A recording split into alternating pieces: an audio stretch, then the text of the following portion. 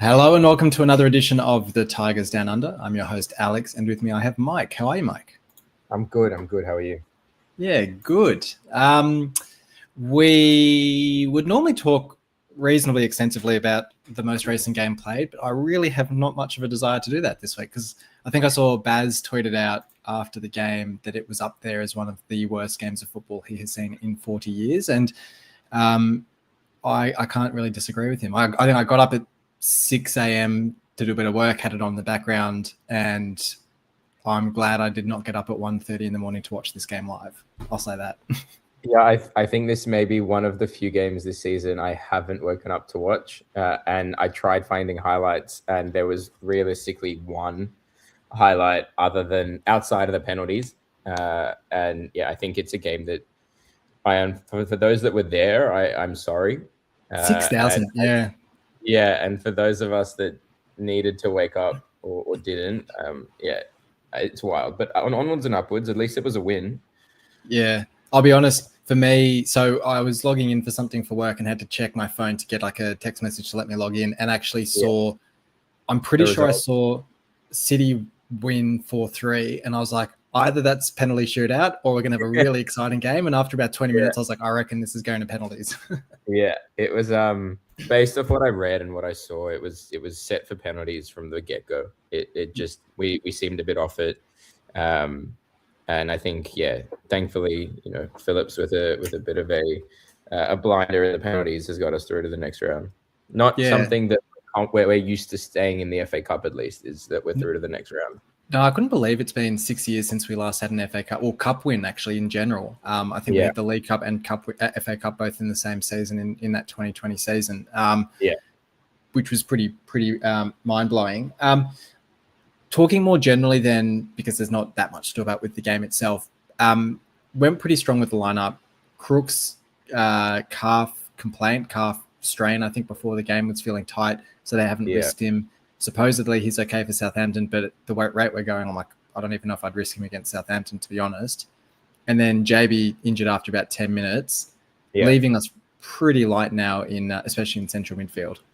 Yeah, I mean, look, I think, like we said, we've got Slater to come in, and he can do a job. It's nice to see Palmer back. I know people really don't like him, but I've always had a soft spot for him. And yeah, look, I don't think it's that much. It is obviously a loss, but I think we have the players that can cover it. I'm just hoping maybe Collier comes through, even if it's a centre mid that's prone to injury. At least it's a centre mid that we can use. Yeah, I was going to say, I mean, was reasonably excited to see us linked to him. Seems pretty highly rated. West Brom fans did say, like, when he was on the park, he looked really good.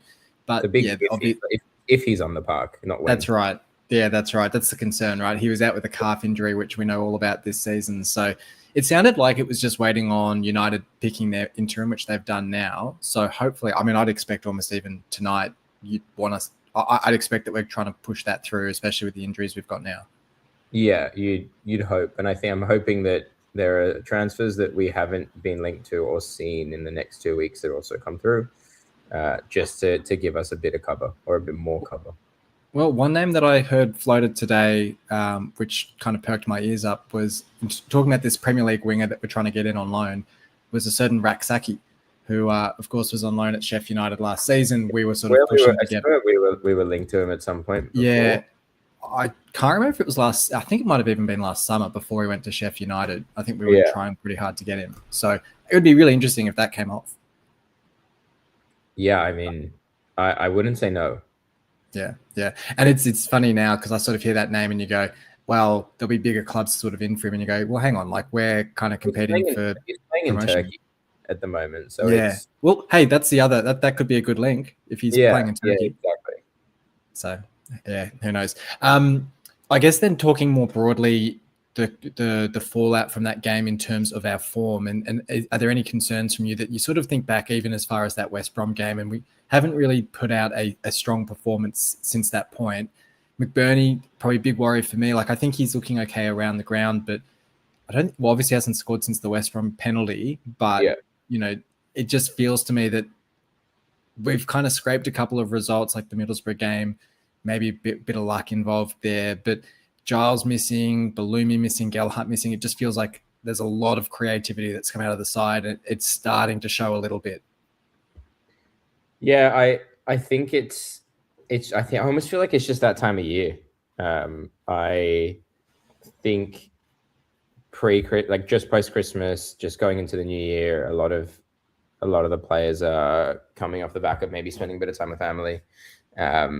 So I'm not overly worried, and for me to not be worried is a strange thing. It's like we flipped. I'm starting to get more worried. It's a new year. I'm trying to be a bit more positive this year. I mean, look, for me, it's nice to see people like Ndala and Palmer actually get some time on the pitch, to keep them fit, to keep them match fit specifically, and even Drame to get a pretty decent chunk of time in the match as well. So I'm not worried. I think we'll be fine. I think we just need a pretty decent result against Southampton, or at least a pretty confident display. Yeah, and the no wins in 5 or 6 or something like that. Well, they won against Doncaster in the cup. Been against Doncaster at the moment, though. I mean, it's still a win, but a 3-2 win is very close. And you look at that Doncaster, I can't help. I'm still really conflicted about whether I feel sorry for McCann or not, because it just looks from the outside that it's got all the hallmarks of our 2019-20 season, where at the start of the season, they were almost talking potential promotion. Like, they were doing really well. And it's something like no wins in 16 now or something crazy like that. Yeah, I think it's hard to not feel for him, especially after everything, we went through as a club with him. You never want to see it. Yeah. Yeah. But look, last result in the league for Southampton, 4-0 loss to Middlesbrough. So you'd hope to see some sort of performance from us against them, if ever we're going to sort of turn. I don't know if I wouldn't even call it a slump, really. It's only 1 loss in 6 or 7 games, I think. Not really a slump. Yeah. Yeah. Well, before we talk too much about Southampton Preston, we can talk, and we sort of dancing around the topics here. We talked Collier already, but transfer news, you touched on Drame there. A bit of conflicting reports, I suppose, with him in terms of, I think, Jurkovic coming out and saying, he now wants to stay, played against Blackburn in the Cup, but then reports overnight that Stoke are getting close to. It's a bit of a strange one, because they're saying Stoke getting close to a loan with an option to buy, where I feel like if Jurkovic is saying, look, he wants to stay, the cynic in me says maybe that's us trying to drive the price up, trying to create a bidding war. But if we're willing to let him leave on loan with only an option to buy, that doesn't feel, I don't know, too stacked in our favour. Yeah, I don't know. I don't know who to trust with it. I don't think Baz has really come out with anything either in terms of an update. But if I'm looking at the timeline of the articles, like I guess 24 hours ago, it was he wants to stay, whereas I think there was an article 24 minutes ago that said that Stoke are in advanced talks. I think I'd be happy with him staying. I think it gives us cover, especially with Giles out injured, at least for now. Obviously, Matty Jacobs come back and got some minutes in. Didn't expect him to have a blinder, but it's nice to have him back. I think with the outgoings, I thought we would be getting rid of more to free up some of the wage bill so that we could bring in a few more free transfers or a few more loans. I think we might have hit. I don't know if we're even at the loan cap at the moment. I think we can do one more. Yeah, so I thought there'd be more movement by now. I think an interesting one for me will be, one will be Lundstrom. And if we're looking to bring in Collier, obviously on loan, and a Premier League player on this winger potentially on loan, that would then be more than we can have in a game day squad. But obviously, if Lundstrom's out longer, or if we send him back, or Ndala, maybe it's just that one of Lundstrom and Ndala. If we're bringing in a winger on loan, I feel like Ndala would maybe be the right call. Yeah, probably either goes back, or I mean, I can't imagine Man City would want him just sort of not even making the match day squad. But when you sort of think like his contributions versus hypothetically a Raksaki, but whoever it might be, it's a massive difference where you go, maybe we see what we can do about sending him back, or if Lundstrom's still not getting fit, whether you just send him back as well to get as like a like for like with Collier. It's going to be a bit interesting in those positions as well. Yeah. I think the thing I'd like to know is if Drame is going back, want to know how far off Brandon Williams is. Well, I think he's one that we're looking to get rid of as well. Yeah, wouldn't be surprised. Trying to get rid of 2 fullbacks, then I would prefer to keep one. Yeah, I know that's what's kind of the craziest part about the Drama news is that you go, well, we're getting rid of Williams. Sounds like maybe no one wants Williams, but there's an offer for Drama.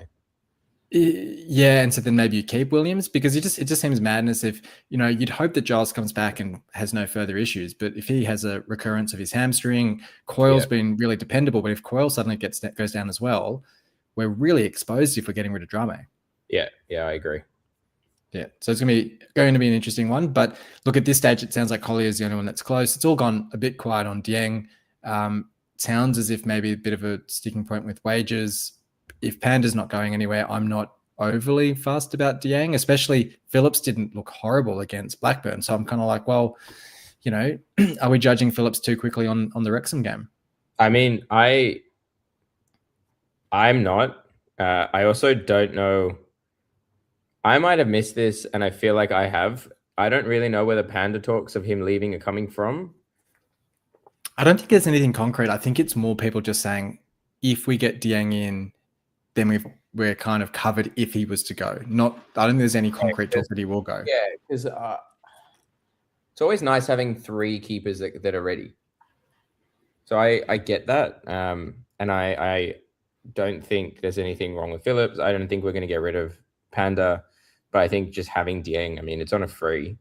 Yeah. So I don't think there's any harm in it. I think the other thought as well is I know Ajun did one of his Q&As recently, and I haven't seen it, so I don't know the direct quote, but he did say something along the lines of, we've got to free up £3 million.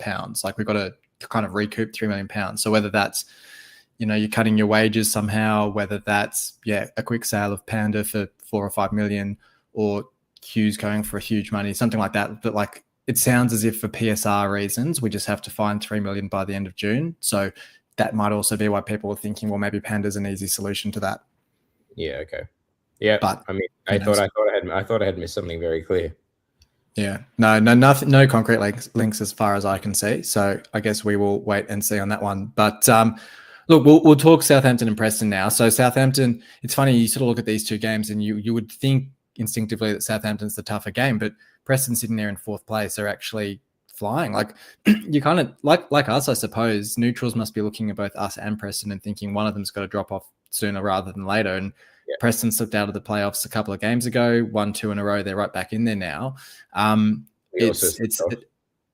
Sorry, we also slipped off. Yeah, well, postponed game. Like we've got that game in hand. We're just biding our time. But look, it's it's a funny one because even mentally, you kind of go, we've slipped from being quote unquote challenging for the automatics to now outside the top 6. Big game against Southampton in that sense, if we can win that one and get back into the 6. Yeah, I mean, look, we're still only 3 points off 3rd, goal difference aside. If I were to look at the next 2, I would say this one, Southampton, we're more likely to pick up points from than Preston. That being said, I genuinely think we can beat both. Yeah, I think it's going to be interesting. I think so with Eckert at Southampton, it's one of those funny ones where caretaker does really well. They appoint the caretaker and then everything goes to shit and they go, how do we turn this around? Like, did we make the decision too quickly? And so it's going to be interesting in that sense. Like they're almost at a point where they can't, I wouldn't say anyone's ruled out of anything at this stage, but they'd be getting to a point where they start to think they can't quite push for top 6. So, I mean, they are only 8 behind us. Like it's an incredibly tight table this year. Yeah. But a couple more losses. Like what is it? No wins in 6 or something like that for them. So they'd want to turn their form around pretty quickly. For sure. But I guess for this one, you're sort of looking at the lineup and you're thinking, so JB's obviously out injured.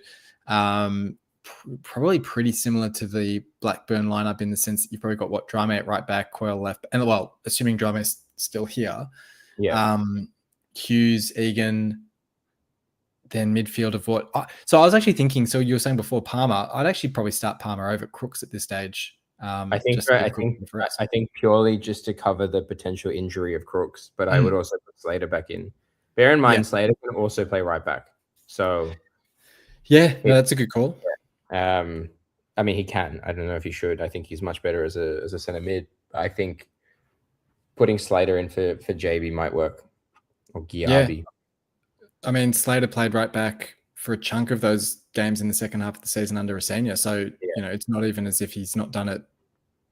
I wouldn't, maybe well's a stretch, but like he's serviceable there. 100%. So yeah, you could do a midfield three of what Slater, had Adjumetovic and Palmer potentially. And then if Slater needs to, he can shift into right back. Yeah. Then what, Miller, Joseph and McBurney? Yeah. Yeah. Miller's another interesting one. I haven't touched on him. I mean, he's been, I guess probably low on confidence is probably a kind way of putting it. Out of form for the last couple of games as well. So it's a bit of I mean, funnily enough, it was similar to McBurney. I think they're both riding that wave. I think the common denominator there for me is Giles, because I think Giles does such great link-up play with Miller, and then Giles is also the provider for McBurney. And I think the expectation is there from it. And now that it's not there, it's where else are we going to find that from? And I think he's a huge contributor to the confidence that they have. Well, it's where I sort of think Joseph maybe comes into it a bit more, because he had a good spell of form. He's also gone a bit quiet as well, but his energy levels, you throw sort of guys like him and Slater into it, where they go like they give that 100% effort, where even if the form's not there, they just feel like they're always going to be grinding and trying to push for a result. Where Miller, to me, sometimes drops the head a little bit, like gets frustrated, which is understandable to an extent, but doesn't seem to have that same determination. I'm hoping that changes in Southampton. I feel like that. I have a gut feeling this is a game that McBurney and Miller both scoring.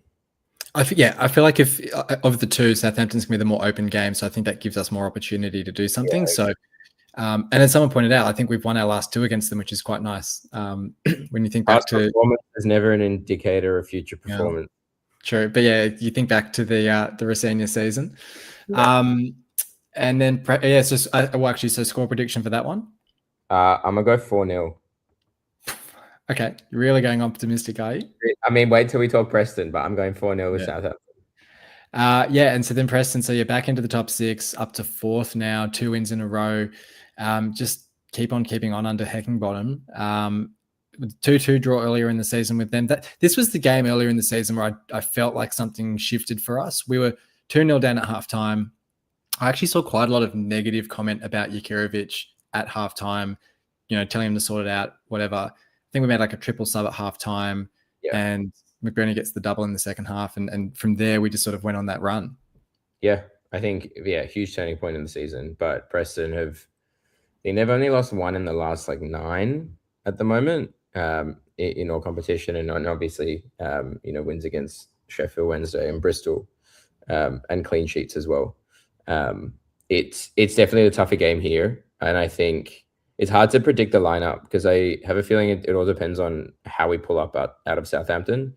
But if we were to look at if Preston were the next game, I think I'd line up the same way as I would for Southampton, but maybe drop Hadzi and Slater as both holding, so that we have a bit more control in the midfield rather than having just that one connecting line between the defense and mid. It's going to be a tough one, and I'm feeling a draw for it, but it's a very tough game, this one. It's going to be interesting, because I think it's probably too soon for Gelhardt, but it feels as if he's getting closer to a return. I heard that Matazo's, back on the grass training fully, which is kind of like the magician. Wild. Yeah, I feel like for every month that he's been injured, his ability and his the expectation around him has just grown and grown. Yeah. So it'll be interesting to see what he can actually produce on the pitch. Yeah, I think the additions of, and then Balumi's 2.5 months away or 2 months away. I think hopefully we end the season with Matazo playing, Gelhardt playing, Balumi playing, and maybe we can just limit the number of injuries that we currently have. But it's nice. It's nice seeing McCarthy playing really well. I think I was very surprised by him, and he's been having a great time. And then hopefully, Jacob comes back in and is looking a bit more comfortable. So I think I'm confident that our team is just going to continue growing, especially with the returns from injury. But Yeah, Preston to me is a 6-pointer because they're so close and they're within touching distance that if we're trying to make a claim for the playoffs, I think that's the game that's actually quite important for us. Yeah, for sure. It's sort of similar when we played Wednesday and Middlesbrough, and we got the 4 points, but we got the 3 points off Borough, the 1 point off Wednesday. I'm like, it's actually a better order where if you said to me, we're going to take 4 points from these two games, I'd say, okay, well then draw with Southampton, beat Preston because you're denying them the points. So I'd agree. That being said, what are you predicting for this one? I think a 1-1. Yeah. Realistically, I would say that. Yeah, I'd probably see a draw as well. I think that they're such a defensively minded side. I can't see it being a high scoring game. And I think at the moment, my sense anyway is with our injury issues, with our issues with creativity, Jakirovic is sort of flicking the switch a little bit and actually going a bit more conservative like we saw against Middlesbrough, where we're probably looking to be more of a smash and grab style side. I'd be interested to see against Southampton if that changes at all, just because they're a bit more of an open side. But I wouldn't be shocked if we even tried to play for a 0-0 with Preston and just take the point and move on. But yeah, I think that one would be interesting as well. Yeah, I'd like to see us open up a bit against Southampton, just so that we can have a little flair and a little movement of the ball. Whereas with Preston, I'm super happy to sit back and then get something on the counter. Yeah, no, for sure. And then just before we wrap up, I mean, obviously we've had the FA Cup draw for the next round, and surprise, we've been drawn against Chelsea at home. Yeah. That's rigged. It just, look, I woke up to it and I just thought, how much more rigged can you get that we've got Chelsea? But any thoughts on it? Any excitement, or is it's sort of weird? I'm pretty excited. I won't excited? lie. Yeah, I think we'll be fun, but I'm also just like, we're just gonna get smashed. So I'm just like, we will. But when I like the concept that we'll be playing a Prem team. Yeah, I mean, it's funny because people have sort of said, but we've played Chelsea so many times in the Cup and we weren't in the Prem that long ago. And you go, it's been 9 years since we were in the Prem. Like, it's been a while. Yes, we played Chelsea in the Cup, but the last time we played them was 6 years ago. So it's not like that was recent either. For our supporter base, for all of the younger supporters who are, I don't know, call it 18 and under, they'll have very little, if any, memory of the last time we played a Prem team. And there's something to be said that, yes, it's a bit plastic to be excited by playing Premier League sides, but there's also something of saying it's a chance to test ourselves against the best teams in the world. Chelsea technically are the world champions. Great experience for the squad.